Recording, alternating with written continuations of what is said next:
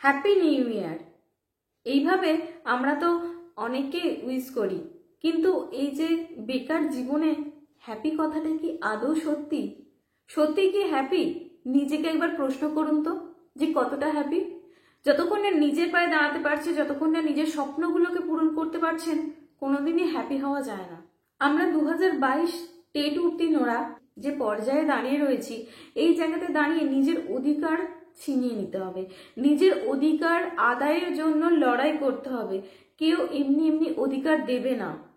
দীর্ঘ 7 বছর আমরা প্রায় বঞ্চিত।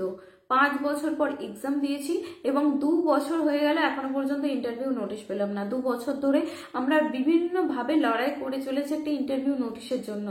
50,000 শূন্য পদে প্রত্যেকটা 22 টেট উত্তীর্ণদের নিয়োগের জন্য 50,000 শূন্য পদে ইন্টারভিউ নোটিশ চায় এবং সেই দাবিতে আগামী 2রা জানুয়ারি অর্থাৎ বছরের প্রথমেই একদম শুরুতেই, যেহেতু আমাদের লাইফে হ্যাপি বলে কিছু নেই, তাই আমরা নতুন বছরটা আমাদের লড়াইয়ের মাধ্যমে শুরু করব। আমাদের লড়াই আমাদের অধিকার ছিনিয়ে নেওয়ার জন্য হোক। সকলে রাস্তায় নামুন, সকল 22 টেট উত্তীর্ণ যারা আছেন সকলে রাস্তায় নামুন। আজকে ভাবছেন যে আমার বিভিন্ন রকম প্রবলেম রয়েছে, প্রবলেম সবার রয়েছে, আপনার যেমন রয়েছে আমারও রয়েছে, কিন্তু সেগুলোকে উপেক্ষা করে আমি যদি আসতে পারি, আপনি কেন পারবেন না? অনেকে বলছেন যে ওবিসি মামলাটা একটু ক্লিয়ার হয়ে গেলে তারপরে হয়তো করলে ভালো হতো। আসলে একবার ভেবে দেখুন তো, আমরা কোনো কিছু রায়ের আগে কেন মেল ক্যাম্পেইনগুলো করি? যাতে সেই বিষয়ে চাপ সৃষ্টি করা যায়। আমরা সেই কাজটুকুই করছি। আমাদের করণীয় বলতে চেষ্টা ছাড়া কিছু করার নেই।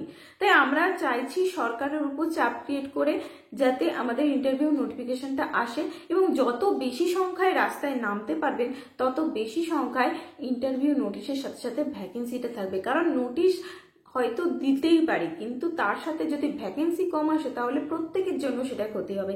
তাই বলবো যে বাড়িতে বসে না থেকে যদি দেওয়ালে পিঠ ঠেকা যায়, অবশ্যই অবশ্যই রাস্তায় নামুন। আমি আসছি হুগলি থেকে। হুগলিটা শুনতে হয়তো কলকাতার কাছাকাছি মনে হতে পারে, কিন্তু বিশ্বাস করুন হুগলির আমি একটা প্রত্যন্ত গ্রাম থেকে যাই, যেখান থেকে আমার যেতে প্রায় 4-5 ঘন্টার উপর টাইম লেগে যায় এবং আমার ট্রেন লাইন থেকে আমার বাড়ি অনেকটাই ভিতরে। তো বাড়িতে বিভিন্ন রকম সমস্যা, আজকে রাজপথে নামার জন্য বাড়িতে একরকম লড়াই করে তারপরে আমি এই লড়াইতে সামিল হই। আমি যদি সমস্ত বাধাকে, সমস্ত সমস্যাকে উপেক্ষা করে আসতে পারি, আপনি কেন পারবেন না? আপনি তো নিজের জন্য আসবেন, নিজের অধিকার ছিনিয়ে নেওয়ার জন্য। তাই বলবো আর বসে না থেকে কোনো রকম কোনো কিছু চিন্তা ভাবনা না করে অবিলম্বে রাস্তায় নামুন। 2রা জানুয়ারি 2025-এ অবশ্যই দেখা হবে।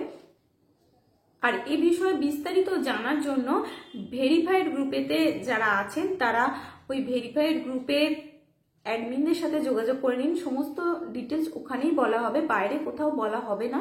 এবং যারা যুক্ত হননি এখনো পর্যন্ত তারা যুক্ত হয়ে যেতে পারেন। কে কোন জেলা থেকে দেখছেন অবশ্যই আমাদের কমেন্ট করে জানাবেন, তাহলে আমি সেই জেলার, যদি ভেরিফাইড গ্রুপেতে না যুক্ত হয়ে থাকেন, সেই জেলার অ্যাডমিনের কন্ট্যাক্ট নাম্বার দিয়ে দেবো। সকলে সেই ভেরিফাইড গ্রুপেতে জয়েন হয়ে যাবেন।